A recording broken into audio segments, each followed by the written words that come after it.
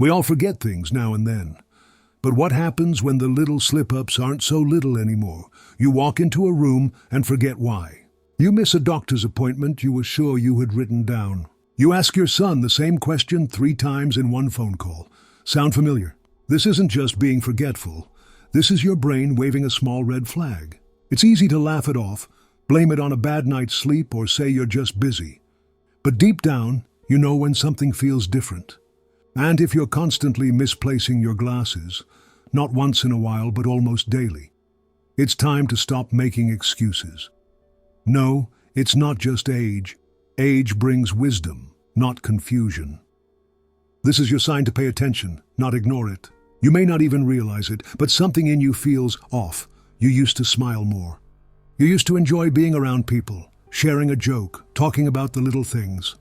You had patience and a certain warmth that others noticed, but lately, there's a sharpness that wasn't there before. You get irritated over small things. Someone moving your newspaper, someone asking if you took your medicine. It gets on your nerves, doesn't it? Even when you know they mean well, you snap a little faster. You sigh a bit heavier. And let's be honest, you've pulled away. You don't call your friends as often. You make excuses not to go out. You say, "I'm just tired," or "I don't feel like talking today." But it's happening more often than not. You're not just moody, you're not just aging. Your personality is changing in a way that feels like someone quietly dimmed the light inside you. It's not just that you've stopped doing things, it's that you don't seem to care that you've stopped. And that, more than anything, is the warning sign. The person you used to be hasn't gone. They're just being pushed back by something you don't want to look at. But avoiding it won't bring you back. Facing it just might. Do you remember when talking used to feel so easy? You'd sit at the kitchen table or in the living room, cup of tea in hand, chatting away, stories, laughter, thoughts just flowing without effort. But now, something has shifted. These days, when someone starts talking, you hear their voice, but the meaning seems to drift away before it lands. You nod along politely, even though you didn't catch the whole sentence. You might ask, "What did you say?" Once, but after that you stop asking, because you're embarrassed to admit you didn't follow again. And starting your own sentences, that's no longer a breeze either. Sometimes you begin to talk, and midway through, the word you're looking for just disappears. You pause, your mind goes blank for a second, and you try to laugh it off. "It's on the tip of my tongue," you say, but deep down it bothers you. These aren't just slips. They're moments when your brain seems to hesitate, like it's searching through fog. It's not just about memory. It's the effort it now takes to hold a conversation. You may avoid phone calls or keep visits short, not because you don't love people, but because keeping up feels like too much work. You want to be part of the conversation, but you feel like you're falling behind in real time. And the hardest part? You're aware of it. You know what it used to feel like, to be quick, funny, clear. And now you feel like you're walking through a maze just to say a few words. It's exhausting and isolating. But what's worse is pretending it's not happening, when deep down, you know it is. There's a kind of sadness that doesn't come from anything big. It doesn't come from bad news or a broken heart. It sneaks in quietly, almost politely, and settles inside your days without asking. It shows up when the things that used to bring you joy no longer do. Maybe you used to wake up with a little spark, a reason to get out of bed, even if it was just to water your plants, write a note, or watch the sunrise. Maybe you used to hum while folding laundry, or look forward to a warm cup of tea and a good TV program in the evening. But now, there's nothing pulling you. The days feel long, but also empty. You still do the motions. You still dress, eat, maybe go for a short walk. But the feeling is gone. The sense of enjoyment, the simple pleasures, they feel like distant memories.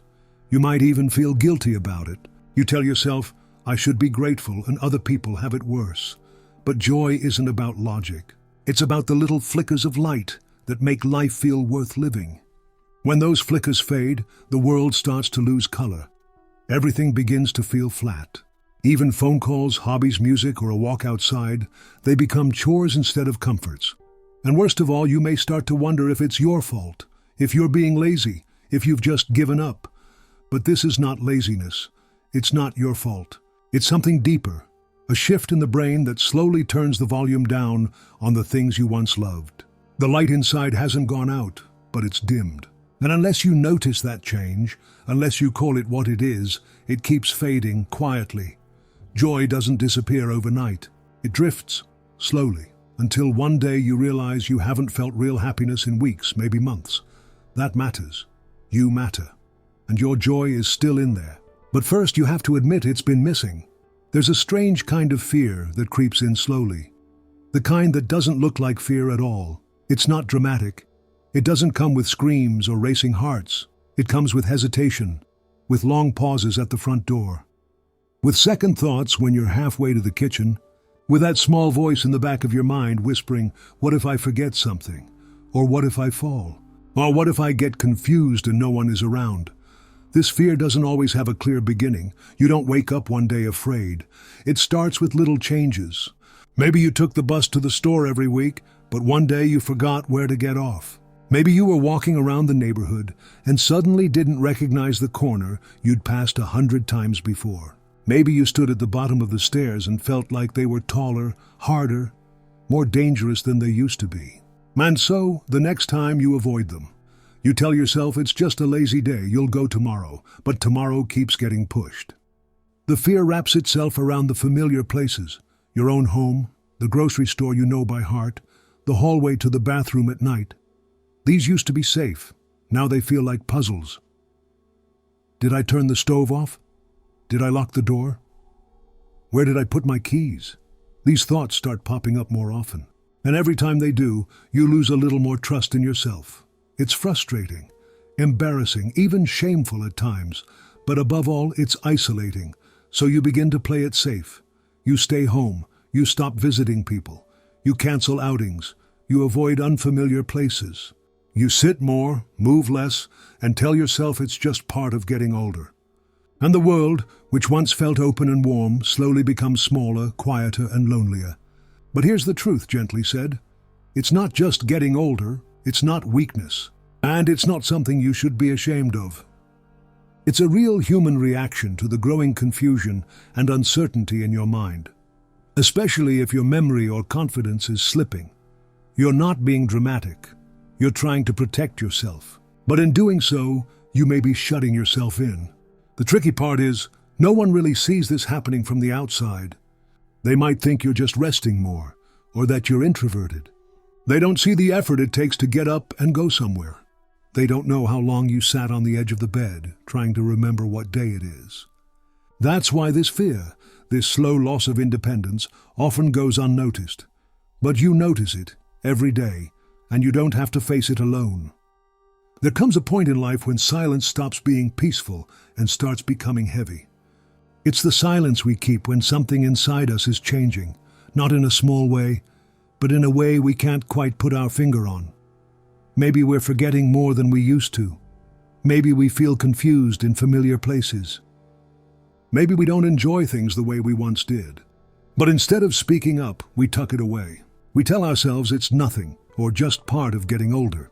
We try to hide it, we push it down, we laugh it off. We stay quiet, thinking that by not talking about it, maybe it'll just go away.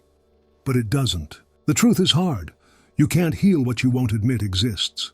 You can't move forward if you're pretending you're not stuck. Denial might feel safe in the short term, like a warm blanket shielding us from a cold reality, but over time, it becomes a trap.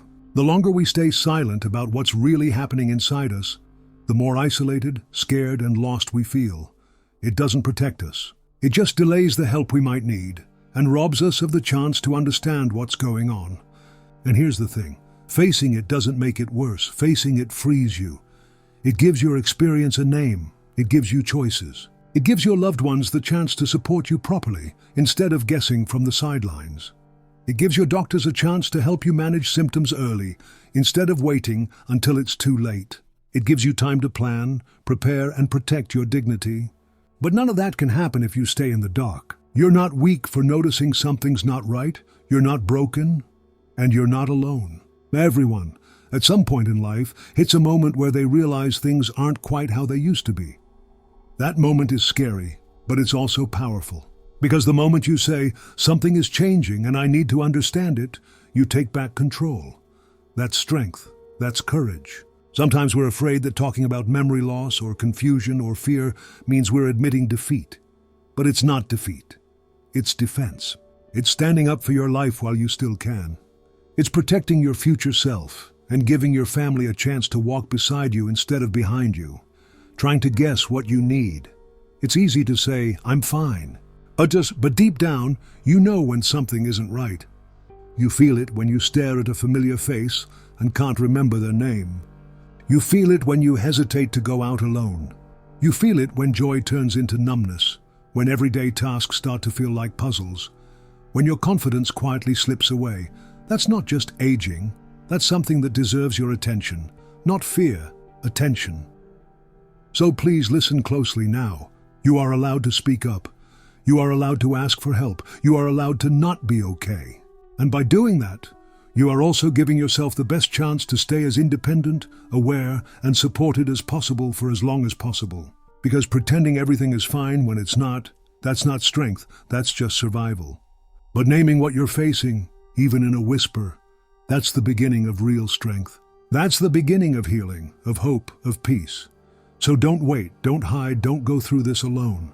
You don't have to be fixed, you just have to be heard. And that begins when you stop pretending and finally face what's real.